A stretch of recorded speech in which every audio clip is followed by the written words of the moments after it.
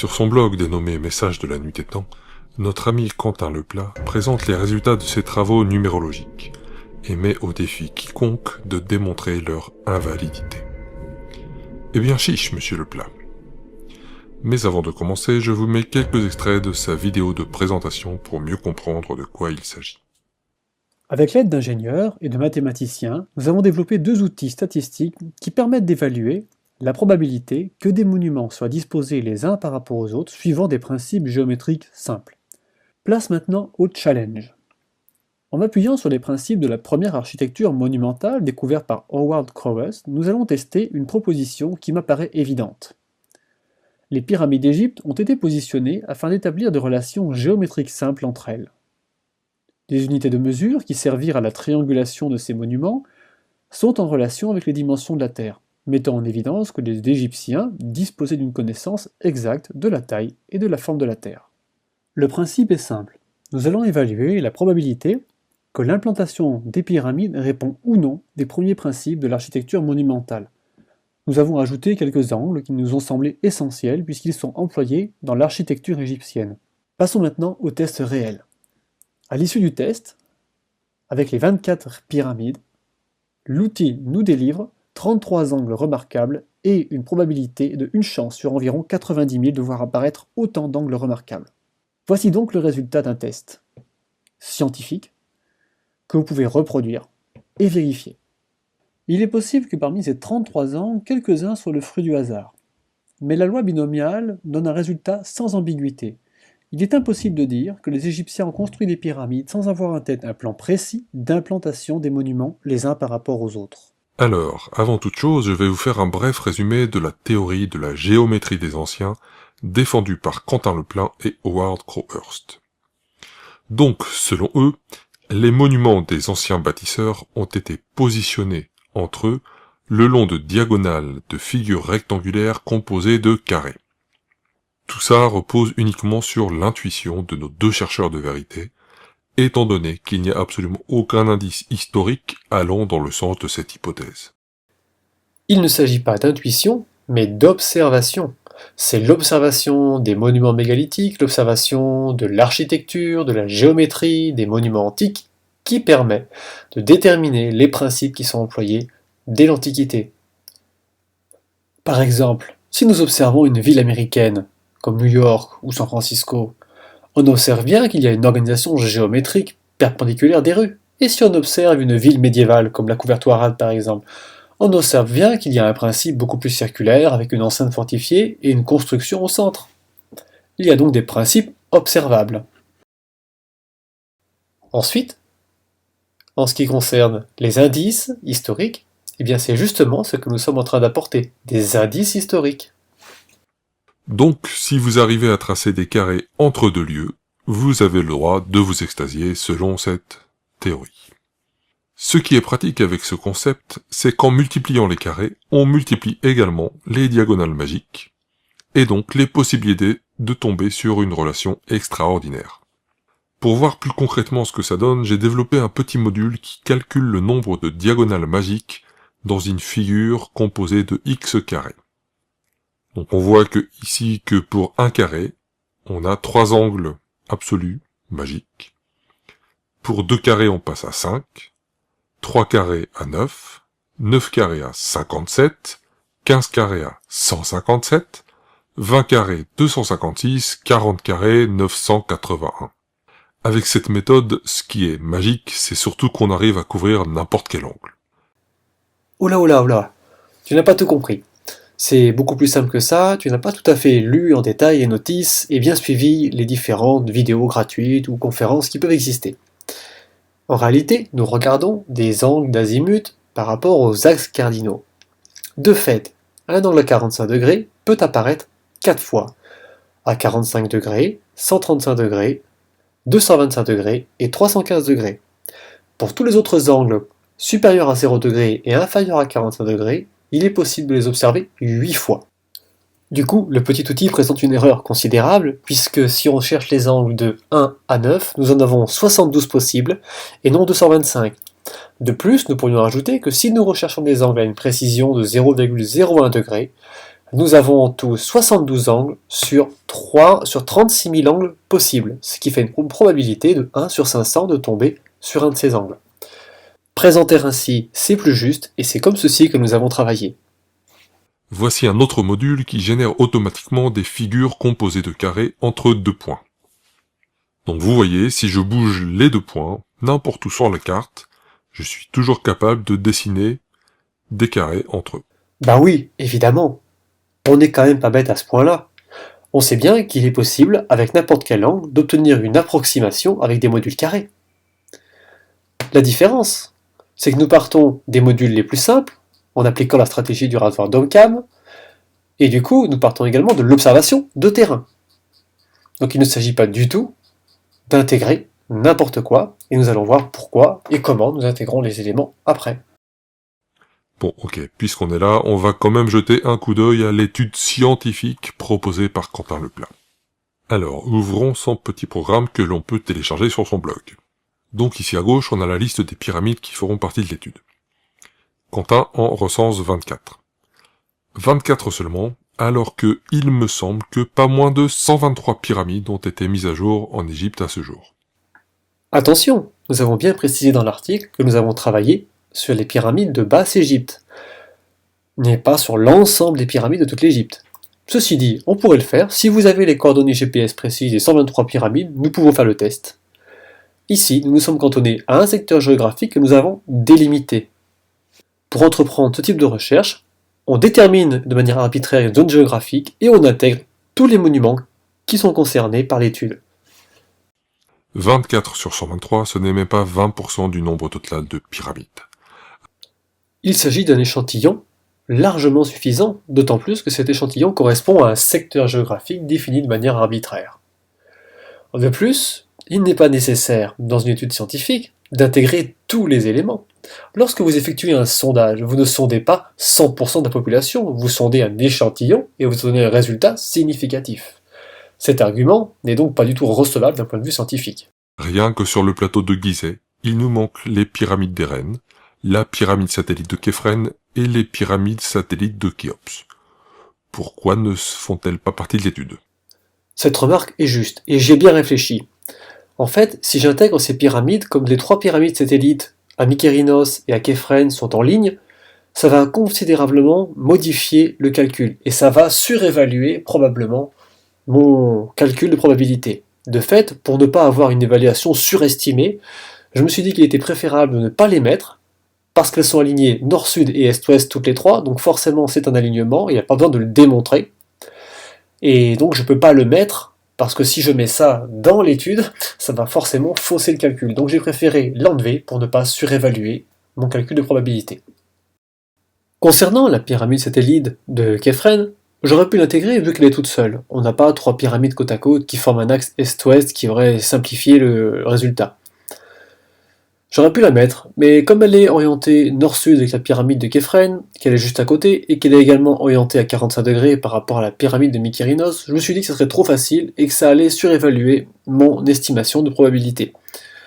J'ai donc décidé de ne pas la mettre. Ceci dit, ça illustre la stratégie d'implantation, puisqu'on observe tout de même ici qu'elle est positionnée à 45 degrés de la pyramide de Mykérinos.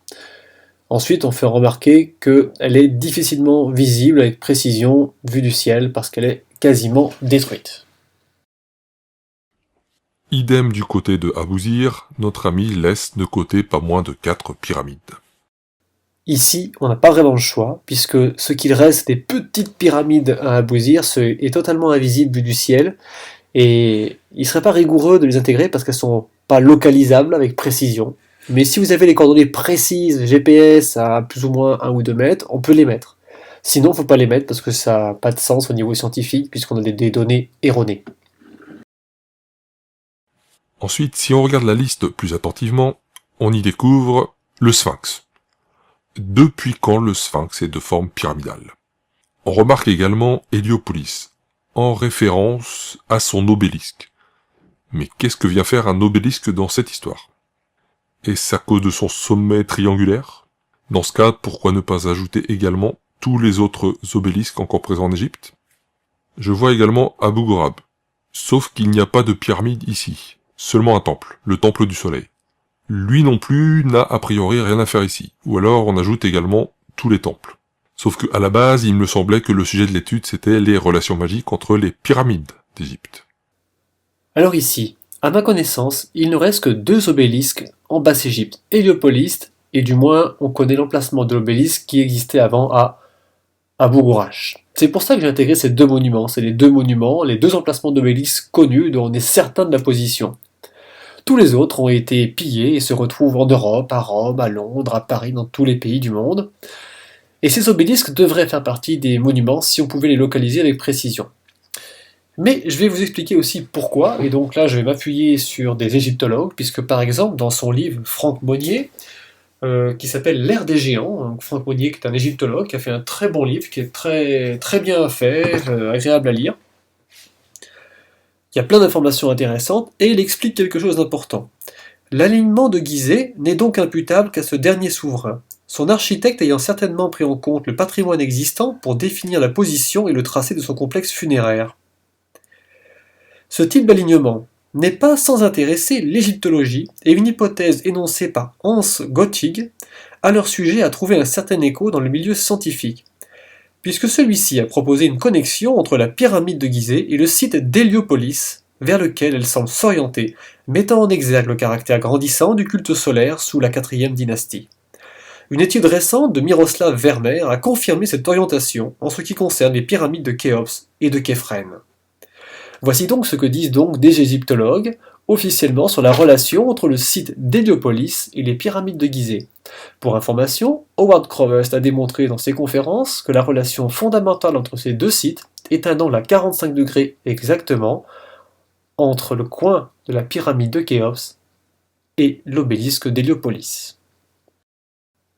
Quant au sphinx, on ne peut pas l'exclure de l'implantation géométrique des monuments égyptiens, c'est un monument majeur qui ne peut pas être déconnecté des monuments, des pyramides du plateau de Gizeh. Ceci dit, même si on l'enlève, ça ne change absolument pas l'aspect significatif de notre résultat. Bon, ça commence vraiment très mal étant donné qu'on a un échantillon complètement biaisé, pas du tout représentatif de l'ensemble des pyramides. Regardons d'ailleurs ce qui se passe si je supprime les monuments non pyramidaux de la liste. Ah, on est quand même passé de 1 chance sur 90 352 à 1 chance sur 3125, soit 29 fois plus probable. Non, ça ne commence pas mal. Si l'auteur avait lu correctement le texte, il aurait vu que nous avons traité uniquement des pyramides de la Basse-Égypte, et que l'échantillon concerne la Basse-Égypte. Nous avons montré qu'en réalité, nous avons un échantillon suffisant et significatif, et que l'important est de déterminer un secteur géographique et d'inclure les monuments concernés. Ensuite, vous voyez bien que même si on enlève des éléments indispensables, que sont les obélisques, eh bien on a tout de même 1 chance sur 3000 d'observer ce type d'organisation géométrique. Donc l'auteur, au lieu de s'accrocher au fait que c'est moins significatif, devrait tout de même regarder est-ce que c'est significatif ou pas. Et oui, ça l'est, et il faudrait le dire. Regardons maintenant la liste des angles magiques. On a donc un beau tableau qui regroupe les angles formés par les différentes diagonales de figures composées de carrés. Par exemple ici, figure de 1 carré sur 1, donc 45 degrés, figure de 1 carré sur 2, 26, 57 degrés, ici 1 carré sur 3, là 3 carrés sur 2, etc. jusqu'à une figure de 10 carrés sur 25 quand même. Ça en fait des angles magiques possibles. Là encore, l'auteur n'a pas lu toute la documentation qui lui est fournie. Dans la documentation, il y a bien une vingtaine d'angles qui sont spécifiés, et le tableau ne sert pas du tout à intégrer tous les angles. Ce tableau sert juste à vous montrer à quoi ils correspondent. Sur le tableau, vous ne devez pas sélectionner tous les angles, bien entendu. Les angles observés sur le terrain sont des angles simples, donc on va le détailler tout à l'heure, mais c'est sur des angles les plus simples possibles. Il faut donc aller sur la technique du rasoir d'Occam, la solution la plus simple étant la meilleure. Mais pourquoi donc se limiter à 10 sur 25 ? Après tout, dans la théorie proposée, si j'ai bien suivi l'ensemble des vidéos de Quentin et Howard, il n'y a pas de limite, à partir du moment où la figure est composée de carrés. Visiblement, tu n'as pas bien suivi, pas lu, tu n'es pas renseigné suffisamment, nous n'avons jamais dit que l'on pouvait empiler les carrés à l'infini. C'est toujours les principes les plus simples qui priment en priorité. Dans sa notice, Quentin précise, je cite, « Il n'est pas judicieux de rechercher les angles formés par des structures dépassant les 10 chiffres que comporte la base 10. » Le problème, c'est que dans ces différentes démonstrations, lui ne se limite pas du tout à 10 carrés maximum. Comme par exemple ici, où Quentin aligne pas moins de 44 carrés. Pour obtenir un angle de 15,47 degrés, il nous faut dessiner 4 carrés côte à côte et en tracer la diagonale. Cet angle mesure alors 14,04 degrés. Puis, on va poser sur cette diagonale 40 petits carrés côte à côte encore une fois. Cette nouvelle diagonale aura un angle de 1,43 degrés. Concernant les 44 carrés sur Teotihuacan, effectivement, je suis d'accord, c'était pas pertinent du tout de faire ce système d'un quadruple carré sur lequel on vient réutiliser 40 autres carrés. C'est beaucoup trop compliqué et avec le recul, ça me semble pas pertinent. Au début de mes recherches, j'ai forcément essayé de comprendre, de voir s'il y avait des principes géométriques, et celui-ci m'a l'air pas pertinent, effectivement. Mais depuis, j'ai bien progressé, et j'avais déjà signalé que cette explication sur l'orientation de Teotihuacan n'était pas la bonne. Mais que remarque-t-on encore? Que parmi les 205 angles magiques listés, Quentin a décidé de n'en retenir que 24. Pourquoi donc? Et pourquoi ces angles-là plutôt que d'autres? Il est vrai qu'il y a des angles en doublon, comme celui-ci ou celui-là par exemple. Mais les autres, pourquoi faire l'impasse dessus? Et pourquoi soudain prendre celui-ci qui se balade tout seul loin de ses petits copains? 7 carrés sur 24. Alors que je croyais qu'il n'était pas judicieux de dépasser 10 carrés. Et parmi les angles qu'il rajoute à sa liste ici, pourquoi en exclure certains? Ça n'a aucune logique. On est une nouvelle fois confronté à un biais de sélection.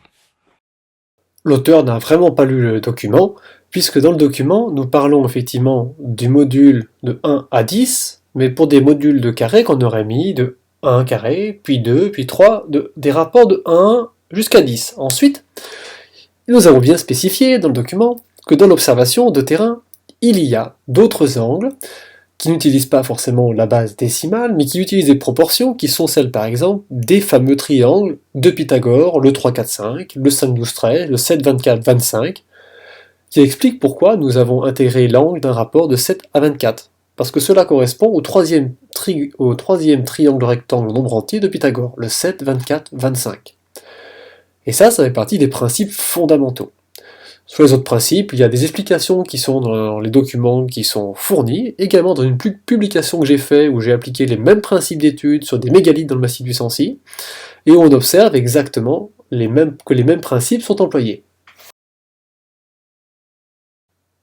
Quant à l'idée que ça n'aurait aucun sens de rechercher des systèmes modulaires carrés dans l'architecture, c'est une mauvaise idée, puisque de nombreux égyptologues, notamment comme John Legon, constate tout de même que le plateau de Gizeh a été arpenté en utilisant le principe du carré, et sur des distances pas négligeables, puisque c'est l'ensemble du plateau de Gizeh qui aurait été arpenté avec cette méthode.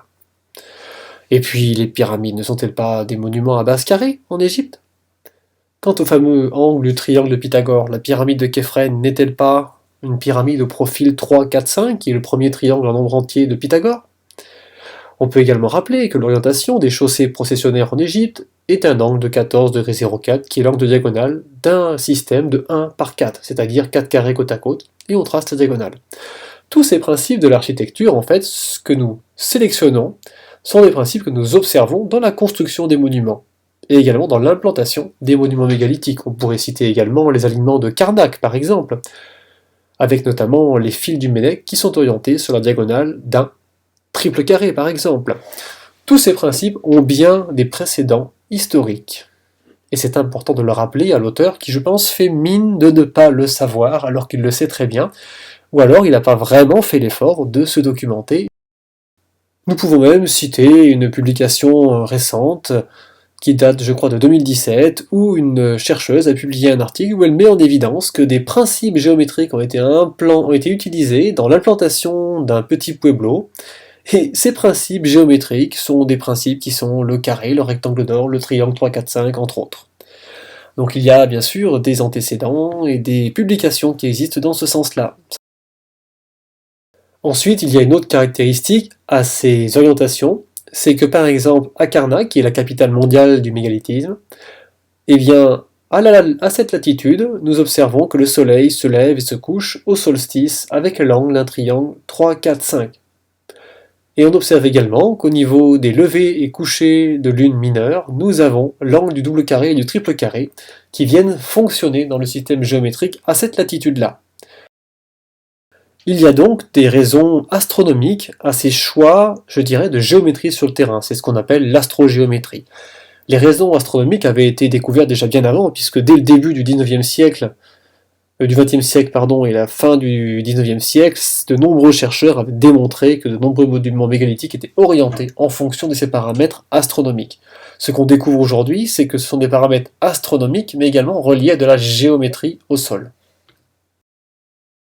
Mais que je prenne 5 angles remarquables, 10, 15 ou 20. À partir du moment où ce sont des principes observés, qui reposent sur des principes simples, je peux me contenter de ne prendre que les systèmes modulaires de 1 à 10, c'est-à-dire 10 angles auxquels je rajoute l'angle nord-sud, ce qui me fait 11 angles à étudier, qui sont les plus simples, ceux qu'on ne pourra pas m'enlever. Et le résultat ne change pas. Cela reste significatif, puisqu'on a une chance sur 16 000 en utilisant une marge d'erreur qui est tout de même importante de 0,1 degré. Et avec une marge d'erreur de 0,05 degré, le résultat est le même, on est à environ une chance sur 16 000, ce qui reste très largement significatif comme résultat, et qui ne fait que confirmer l'hypothèse que nous avons voulu tester. Alors, pour l'occasion, j'ai créé un autre module qui permet de visualiser concrètement les résultats de l'analyse de Quentin. J'utilise l'API de Google Maps qui donne des résultats très précis. Alors, les lignes rouges symbolisent les diagonales magiques trouvées, et les jaunes le reste des segments entre les différentes pyramides. Premier constat, le positionnement soi-disant réfléchi par les bâtisseurs semble quand même particulièrement erratique. Ça part vraiment dans tous les sens au niveau des angles. On peut voir également qu'il y a une pyramide qui est orpheline de toute relation. Et si je supprime les lieux qui ne sont pas des pyramides, Sphinx & Co, on passe à 2 pyramides orphelines. 2 sur 21, ça fait 10% des bâtiments qui ne répondent pas à l'hypothèse. Qu'est-ce que c'est que cette méthode? Depuis quand on évalue les choses à vue de nez et qu'on pense que c'est une impression, ça a l'air, on dirait que c'est erratique? Non, c'est pas du tout méthodologique ça. C'est pas du tout comme ça qu'il faut procéder. Et puis, signaler qu'il y aurait 10% des pyramides qui seraient orphelines de relations, c'est oublier de signaler qu'il y en a 90 qui ne sont pas orphelines. Il faut être plus méthodique dans l'interprétation et l'analyse. Personnellement, ce n'est pas vraiment ce que j'appelle une démonstration implacable. Oui, c'est évident, si on évalue les choses comme ça à l'œil sans avoir la moindre démarche méthodique, on risque pas de comprendre quelque chose et de faire une démonstration.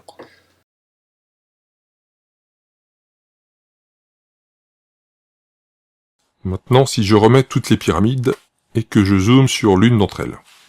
Voilà, alors celle-ci par exemple, c'est la pyramide noire. J'aimerais bien savoir comment Quentin a décidé que le centre de cette pyramide c'était très précisément ici, parmi ce gros tas de cailloux diffus. Moi j'ai plutôt l'impression que le sommet ce serait là. Alors si par exemple je déplace légèrement la pyramide, voilà, tiens donc, on est tombé à 30 résultats positifs. Ça tient vraiment à peu de choses. Si je remonte sur la carte et que je chope une autre pyramide, ici la pyramide rouge 2, encore un beau tas informe. Idem, j'ai l'impression que le centre de la pyramide ce serait plutôt par ici. Bam, plus que 26 succès. Comme quoi on peut légitimement s'interroger également sur la pertinence des coordonnées GPS choisies. Cette partie, il est vrai, c'est la plus délicate. Comment déterminer le centre des pyramides? Eh ben, j'ai procédé de la manière suivante. J'ai tracé un polygone autour des bases des pyramides, et ensuite j'ai tracé les diagonales pour en trouver le centre, afin de ne pas me faire piéger, je dirais, par l'effet optique lié à la position du satellite au moment de la photo par exemple. Forcément, on ne peut pas être une précision centimétrique, c'est pour ça qu'on intègre une marge d'erreur de plus ou moins 0,5 degré dans la mesure de l'angle. On peut aller jusqu'à 0,1 degré éventuellement, mais ça ne change pas le résultat positif ou négatif du test de probabilité. Bref, ma méthode pour placer les pyramides est quand même plus méthodique que celle de Gollum qui s'est juste contenté de déplacer le curseur à vue de nez. Moi, j'ai d'abord commencé par tracer les polygones et les diagonales. De plus, l'API qu'il utilise pour les données Google Maps n'est pas tout à fait la même que celle que nous avons sur Google Earth. Donc forcément, lorsqu'il injecte les données coordonnées issues de Google Earth sur son API Google Maps, il y a un petit décalage de la position, et donc il a montré ce petit décalage sur la pyramide noire et l'autre pyramide. Mais si on regarde sur les données Google Earth, à partir des données GPS que j'ai utilisées, l'effet visuel serait beaucoup moins pertinent. D'ailleurs, le fait que Quentin Leplat se base sur des images satellites pour déterminer les coordonnées de ces monuments est problématique. En effet, pour tout un tas de raisons techniques que je ne développerai pas ici, il existe des décalages plus ou moins importants entre les images aériennes placardées dans les logiciels de navigation et la réalité. Par exemple ici, la pyramide de Khéops sur Google Earth. Si je change de source, on constate que la pyramide n'est jamais exactement à la même place. Du coup, c'est vraiment difficile de déterminer où se situe son centre. Cette partie est effectivement la plus délicate, c'est pourquoi on intègre une marge d'erreur dans notre outil.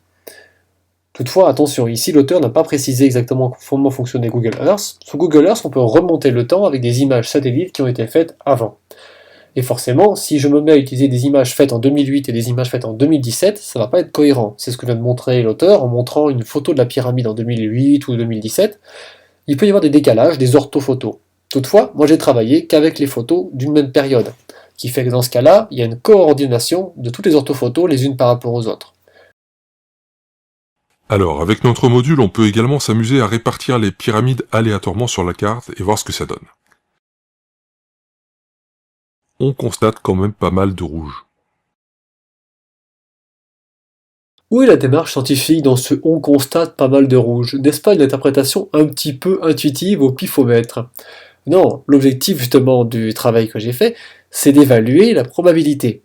Vous pouvez très bien avoir 3 bons numéros au loto, et se dire « ah, je suis pas loin, j'en ai eu 3, et normalement il en faut 6 ». Sauf qu'entre en avoir 3 et en avoir 6, le rapport de probabilité n'est pas de 1 à 2.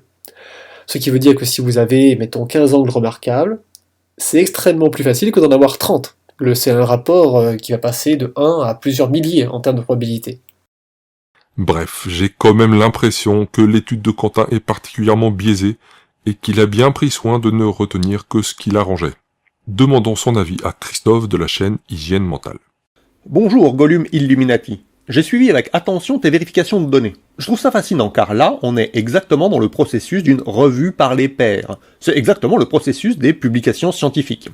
Quentin Leplat a vraiment eu une bonne façon de faire lorsqu'il a publié ses résultats, en les mettant en ligne de façon publique et en appelant les collègues, les tenants comme les sceptiques, à vérifier ses données, ses calculs et ses conclusions.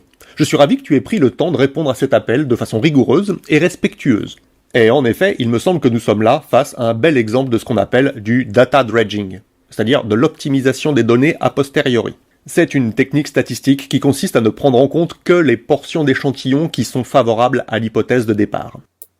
Argument rejeté, puisque nous avons montré, en réalité, que Gollum n'avait pas prêté attention au fait que nous n'avons traité que des monuments de la Basse-Égypte. Nous n'avons pas traité toutes les pyramides, nous avons traité un secteur géographique qui est la Basse-Égypte, dans lequel nous intégrons tous les monuments, les pyramides et les obélisques. Nous en avons dénombré 2, si vous en trouvez d'autres qui sont à leur position d'origine, on peut les intégrer. Idem pour les pyramides. Il a probablement essayé avec toutes sortes de pyramides.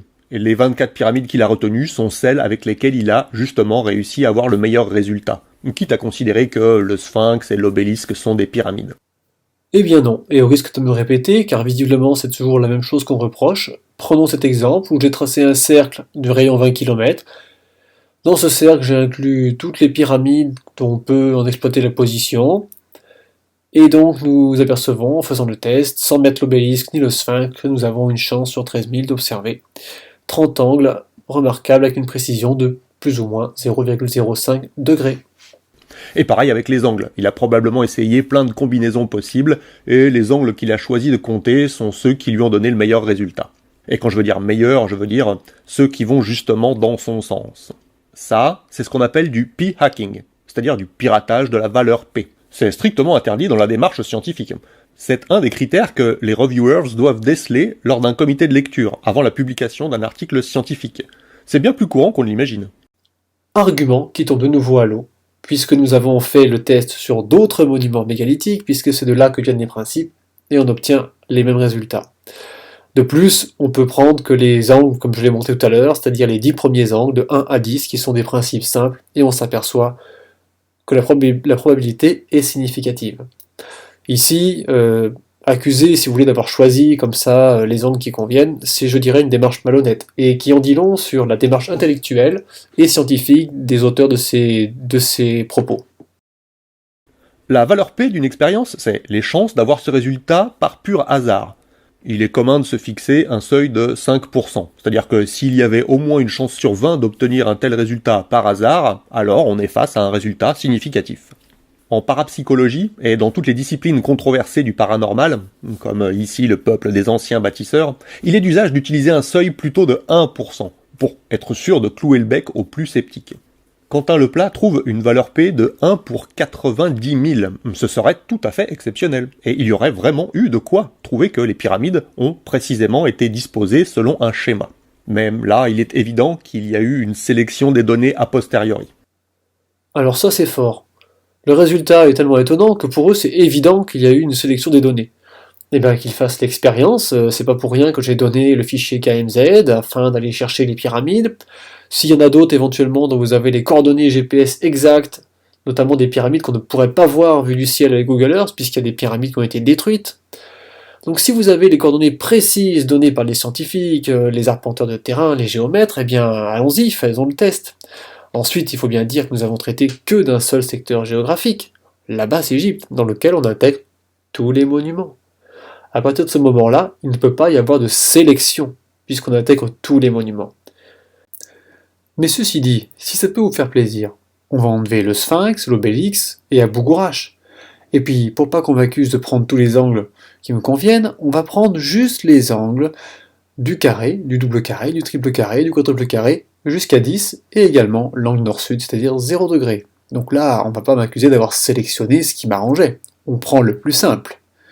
Le résultat, vous le voyez, P, probabilité comme il le dit, une chance sur 3000 en gros. Alors que ce monsieur va nous expliquer qu'à une chance sur 100, c'est vraiment probable. Bah là, je suis à une chance sur 3000. Quant à l'accusation facile d'avoir choisi les angles qui fonctionneraient. Il faut savoir que j'ai publié dans l'année une étude avec des mégalithes dans un secteur géographique. J'ai tracé un cercle et j'ai étudié tous les mégalithes de ce cercle. Ensuite, en utilisant exactement les mêmes angles, nous avons regardé s'il y avait une implantation géométrique. Le résultat est exactement le même qu'avec les pyramides, puisqu'en fait ce sont ces angles-là qu'il faut appliquer sur les systèmes mégalithiques et tous les monuments majeurs de l'Antiquité, la haute Antiquité.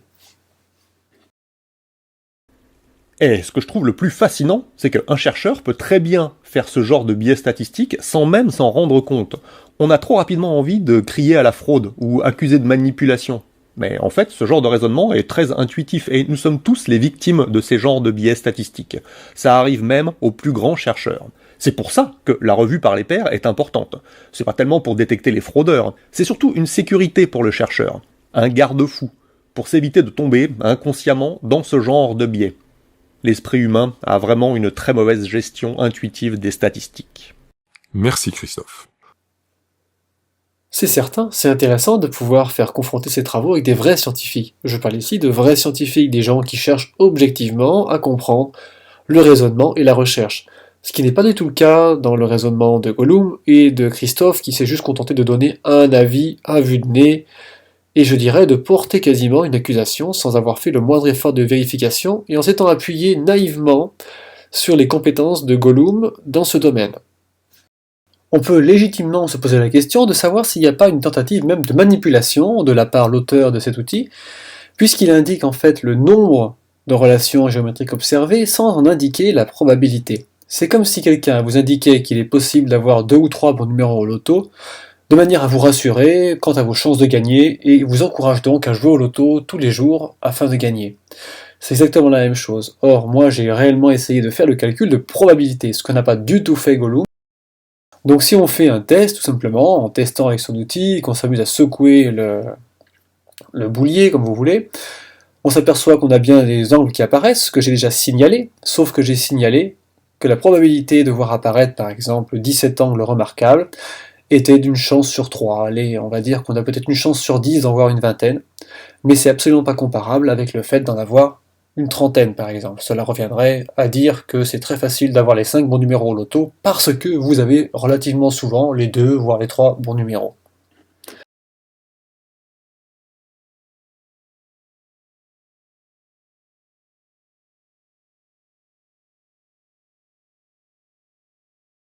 Au-delà de ces considérations, peut-on conclure quoi que ce soit d'une telle étude? Qu'un événement peu probable statistiquement se produise, induit-il que cet événement ne peut pas être le fruit du hasard? Diantre, Gollum serait-il ici en train d'admettre que cet événement est très peu probable? C'est intéressant. Et qu'il est obligatoirement le reflet d'une intention. Par exemple, si je joue au loto, je n'ai en théorie qu'une chance sur 1 900 000 et quelques de tirer les 5 bons numéros. Pourtant, les super gagnants au loto, ça existe. La probabilité de gagner étant particulièrement faible, doit-on en conclure que les gagnants savaient pertinemment quel numéro allait sortir?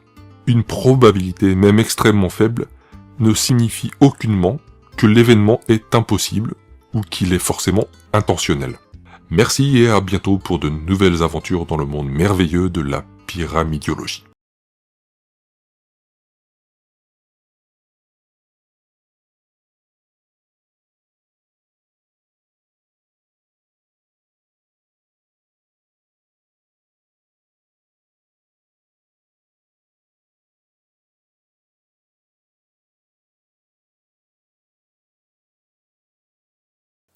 Là encore, il y a une faille dans les raisonnements de la conclusion.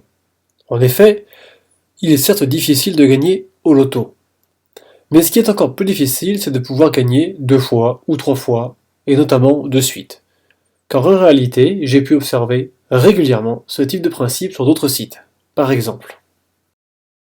Or, en utilisant ces mêmes principes, ces mêmes angles, en utilisant la même méthode, en déterminant un secteur géographique aléatoire, en étudiant les mégalithes dans ce secteur, ou les pyramides dans ce secteur, il se trouve que j'ai gagné au moins 3 fois déjà.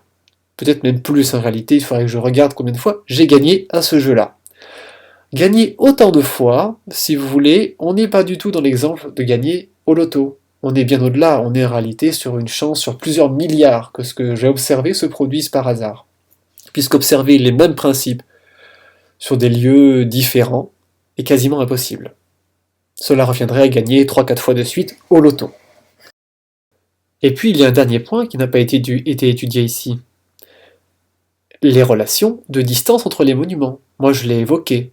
Nous avons mesuré toutes les distances qu'il y a entre ces pyramides qui ont été détectées comme ayant des relations géométriques particulières.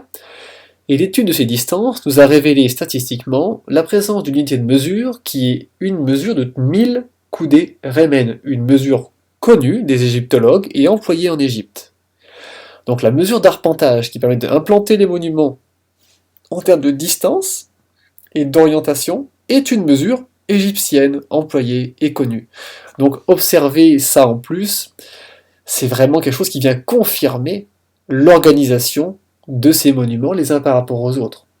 Avoir à la fois des implantations géométriques qu'on valide par les angles et par les distances, je dirais pour ne pas le voir, il faut vraiment être aveugle.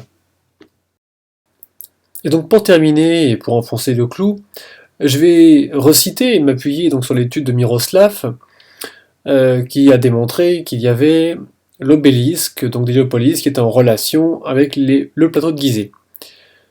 Et on va revérifier avec Google Earth et on va notamment prêter attention à la distance qui relie en fait cet obélisque jusqu'au coin de la pyramide de Képhren, puisque la pyramide de Khéops et la pyramide de Képhren, Miroslav a démontré que les coins sont orientés en direction de l'obélisque.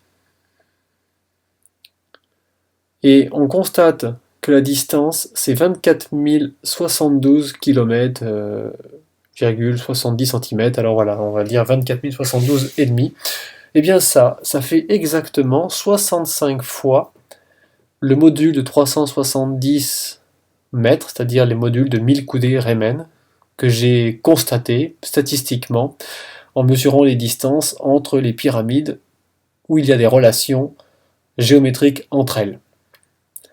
Donc là, juste à travers l'explication de Miroslav, en vérifiant, en allant plus loin que lui, puisque j'ai tenté donc de vérifier la mesure, parce que lui a donné la mesure approximative, 24 km, et bien, quand on regarde la mesure exacte, c'est exactement un multiple entier de 1000 coudées Riemann, tels que je les ai constatés dans la mesure employée sur, je dirais, la triangulation des pyramides dans l'étude statistique que je propose. Donc là, c'est carrément clair, c'est pas possible, si vous voulez, que la mesure de 1000 coudées Riemann soit ici, par hasard, entre le coin et l'obélisque. Donc ça démontre une capacité d'orientation, d'une précision absolument incroyable, et également une précision incroyable dans la mesure. Bon, on peut éventuellement effectivement imaginer que j'aurais pu me tromper dans la position de quelques pyramides difficiles à localiser. Et puis, comme les distances sont parfois très courtes entre les pyramides sur un même plateau, on peut se dire que c'est peut-être pas très précis. Alors, il pourrait y avoir une autre solution pour faire un test qui consisterait à ne prendre qu'une seule pyramide par secteur, et notamment la plus grosse. Donc par exemple, on va prendre la pyramide de Khéops, la pyramide rouge, la pyramide rhomboïdale, la pyramide de Meidum, la pyramide de Saqqara, également un mastaba qui est isolé juste au sud de Saqqara, et puis une pyramide qui est isolée au nord de Gizeh, qui est la pyramide de Djedefre. Et bien sûr l'Héliopolis qui est indispensable. Ainsi, on a donc 8 monuments qui sont suffisamment éloignés les uns des autres pour qu'on ait une précision qui soit de bonne qualité au niveau de la mesure des angles. Et également, cela permet, si vous voulez, d'écarter le fait que ce ne serait pas facile de faire la mesure parce que les distances sont courtes ou parce qu'on est avec Google Earth. Les distances sont telles ici qu'on peut difficilement dire qu'on choisit arbitrairement l'endroit qui nous convient. Donc en faisant cette méthode-là, qui me semble pertinente, puisqu'en fait on va prendre qu'un seul monument par complexe, et qui bien sûr est le plus gros monument, donc dans ce cas-là, on va faire un test en ne recherchant que les angles les plus simples, c'est-à-dire de 1 à 10. Et bien là, le résultat, que l'on prenne une marge d'erreur de 0,02 degré ou de 0,1 degré dans le cas où vraiment on aurait été maladroit en effectuant le périmètre des pyramides, en traçant une diagonale et en positionnant le point GPS. Donc voici un premier test avec une marge d'erreur de 0,1 degré, 8 angles remarquables, une chance sur 3000. Avec 0,05 degré, il en trouve 7, mais c'est une chance sur 45 000 à peu près. 0,03 degré maintenant, pour voir, on affine, on descend un petit peu la précision. 0,025 degrés. Et un dernier test à 0,02 degrés. Donc vous voyez, à chaque fois, on est quasiment en mesure de dire qu'il y a ici une implantation très claire des monuments majeurs de la Basse-Égypte. On ne peut que conclure en disant que rien n'a été ébranlé dans les démonstrations que j'ai faites. Il a été très facile de répondre à tous les arguments qui ont été opposés. Il serait intéressant que ce soit des vrais chercheurs qui s'y intéressent, pas des internautes qui, je pense, défendent une idéologie qui est la leur, mais des vrais scientifiques. Je pense d'abord en priorité à des mathématiciens, des géomètres, des cartographes, et dans un second temps, des historiens, des archéologues et des égyptologues, qui pourraient effectivement se servir de ces données scientifiques très poussées pour pouvoir approfondir leurs connaissances. Ensuite, je ne peux qu'inviter ces gens qui font des publications et qui tentent de faire, si vous voulez, une sorte de réinformation, qui est un travail louable, puisqu'Internet est tout de même une zone où énormément de choses sont affirmées, expliquées. C'est exactement la même chose que dans les médias mainstream. Nous avons un gros problème pour comprendre et savoir où se trouve la pertinence. Et dans ces médias qui s'intéressent à, je dirais, l'histoire, à ce qu'ils appellent l'archéologie parallèle, On peut citer par exemple le site de Irna, on peut citer donc la chaîne de Gollum, mais bien d'autres publications qui existent. En fait, dans leur démarche, il y a parfois des choses qui sont très pertinentes, puisque dans tout ce qu'ils publient, il y a des choses sur lesquelles je suis parfaitement d'accord. Il y a énormément, je pense, de publications et de recherches qui ne tiennent pas la route dans tout ce qui existe, mais il faut tout de même se rendre à l'évidence. Il n'y a pas d'un côté les savants qui connaissent absolument tout, et de l'autre des gens qui diraient absolument n'importe quoi. Il y a nécessairement et obligatoirement dans cette espèce de mélange, on va dire démocratique qu'est le web, quelque chose d'important à aller rechercher, et c'est tout l'enjeu de notre siècle, de pouvoir apprendre à gérer l'information qui circule sur Internet. Et là, je viens de développer, de répondre, d'apporter des détails pour montrer à quel point il faut faire preuve de méthode, de réflexion, et pas s'accrocher, comme le font notamment Gollum et Irna, sur des choses qui conviennent à leur concept et leur vision de l'histoire. Car lorsqu'on lit un petit peu leurs publications, on s'aperçoit qu'ils ont énormément de mal à envisager que quelque chose pourrait avoir échappé aux chercheurs officiels, donc de terrain, historiens, égyptologues et archéologues.